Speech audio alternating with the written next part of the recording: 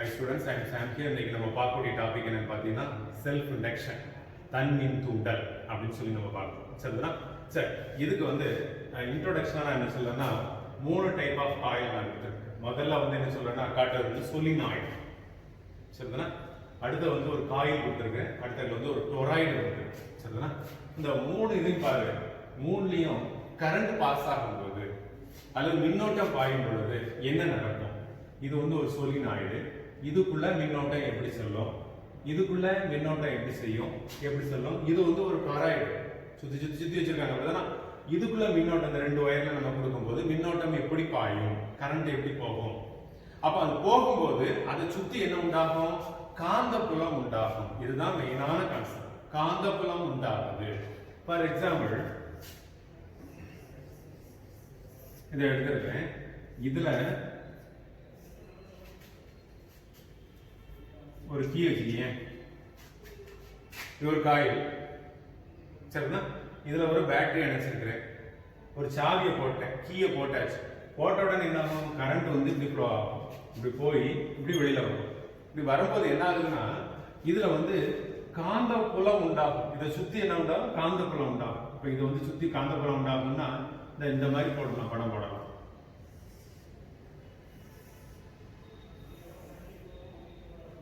இப்போ நான் இங்க இருந்து பாக்குறேன், கரண்ட் உள்ள பார்த்து போகுதுல, இதை வந்து நம்ம சவுத் போல் நம்ம படிச்சோம், ஞாபகம் இருக்கா? இதை வந்து என்ன நார்த் போல் சொல்றோம்.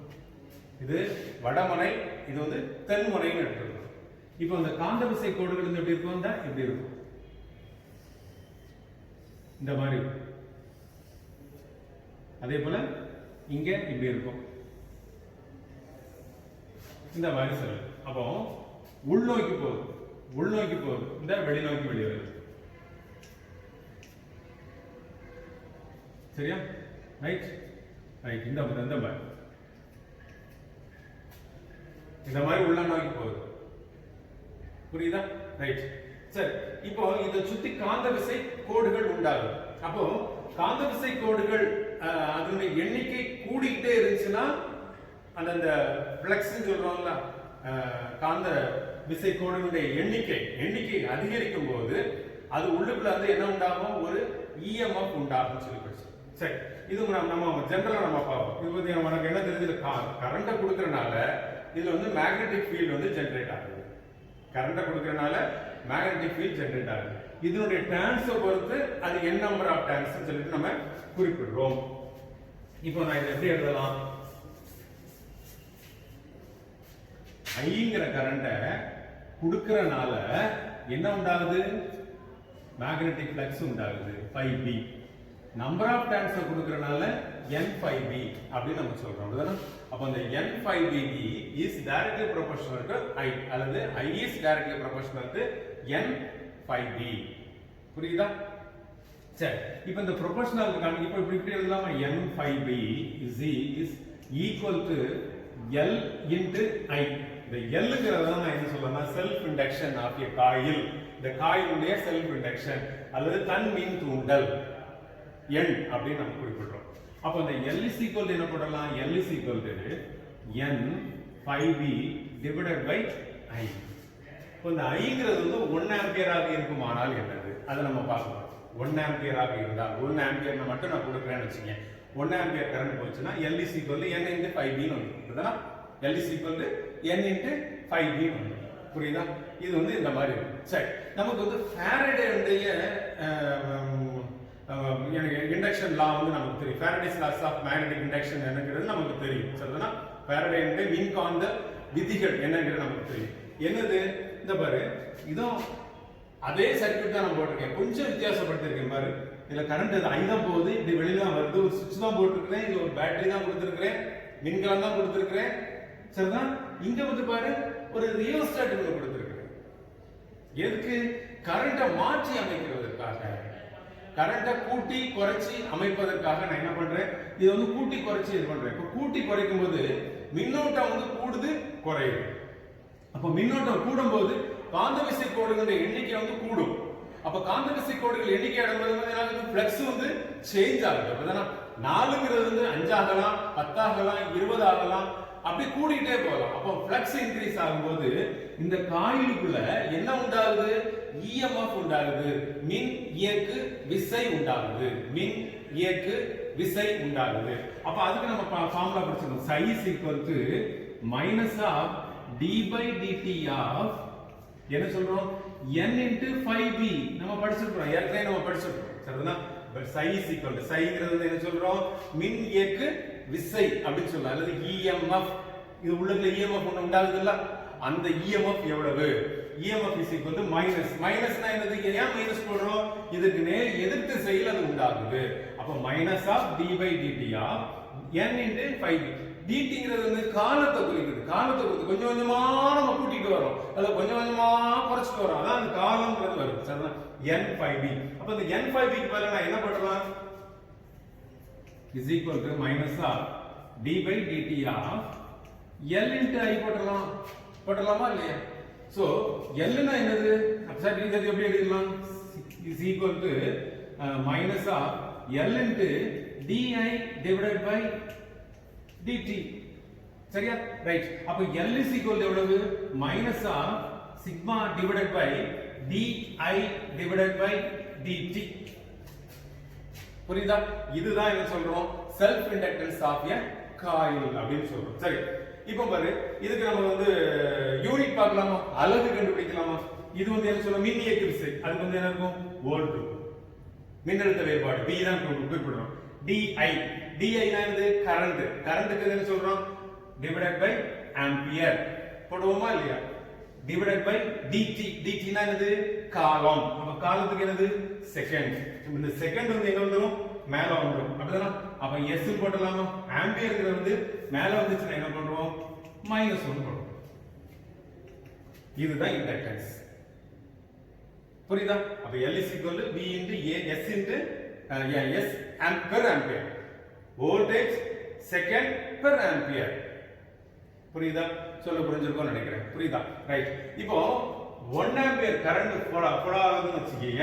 அப்ப அந்த self inductance of the coil வந்து நம்ம எப்படி டிஃபைன் பண்ணலாம்? இப்போ இந்த யூனிட் வந்து அதுக்கு என்ன சொல்றோம் ஹென்ரின்னு சொல்றோம். யூனிட் என்னங்கறது சொல்றோம் ஹென்ரின்னு சொல்றோம். ஹென்ரிங்கிறது என்ன சொல்றோம் 1 weber per ampere. 1 weber per ampere. அது என்ன சொல்றோம் வோல்டேஜ் செகண்ட் per ampere. அப்போ இத வந்து என்ன சொல்றோம் ஹென்ரின்னு சொல்றோம். என்ன சொல்றோம் 1 ஹென்ரின்னு சொல்றோம். சரி, முதல்ல செல்ஃப் இண்டக்டன்ஸ்னா என்னன்னு பாப்போம்.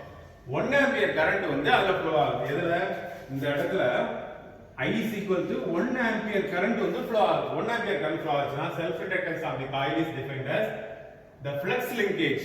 flux linkage என்னது? இந்த இடத்துல flux உண்டாகுதா இல்லையா? காந்த பாயம் சொல்றோம் இல்லையா? flux linkage with the coil when 1 ampere current flows through it, the circuit flows through it and flows through the circuit.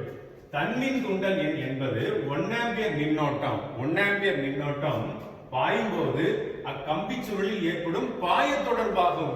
இந்த கம்பி சுருளில் ஏற்படும் பாய தொடர்பு 1 ஆம்பியர் கரண்ட் இருக்கும்போது எவ்வளவு வந்துச்சு? 2 ஆம்பியர் கரண்ட் வந்துச்சும்போது எவ்வளவு வந்துச்சு? பாய தொடர்பு.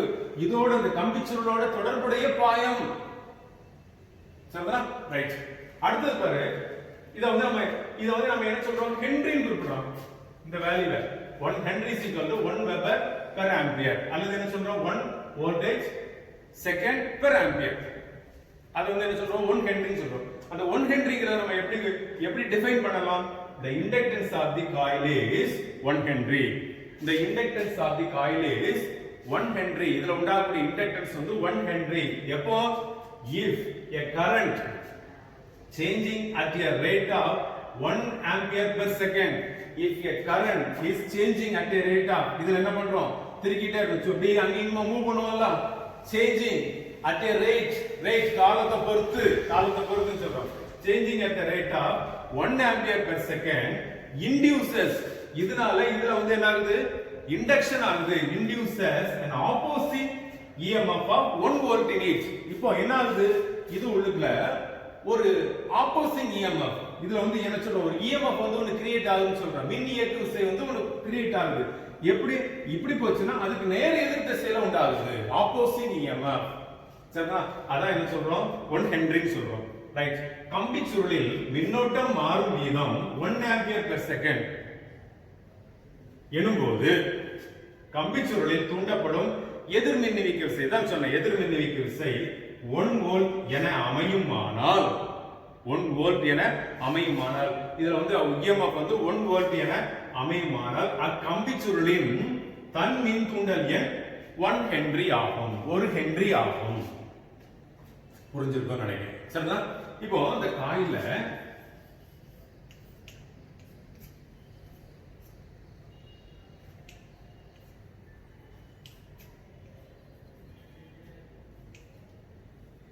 கரண்ட் கொடுக்குறேன்.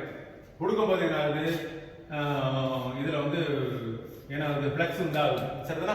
வந்த உடனே என்ன ஆகுது, கரண்ட் ஐங்கும் போது இப்படி கூட்டிக்கிட்டே போற கூட்ட என்ன ஆகுது, இதனுடைய காந்தப்புலம் கூடுது. காந்தப்புலம் கூடுறதுனால நமக்கு என்ன உண்டாகுது, மின்னியக்கு விசை உண்டாகுது. அந்த மின்னியக்கு விசை எப்படி இருக்குமா, ஆப்போஸ் பண்ணுமா. அப்ப எந்த டைரக்ஷன்ல ஆப்போஸ் பண்ணுது, இந்த டைரக்ஷன்ல ஆப்போஸ் பண்ணுது. நீங்க ஒரு கரண்ட் கொடுத்தனா எதிர் திசையில ஒரு 1 வோல்ட் மின்னோட்டமா எவ்வளவு என்ன பண்ணுது, எதிர்த்து வந்துட்டு இருக்குது.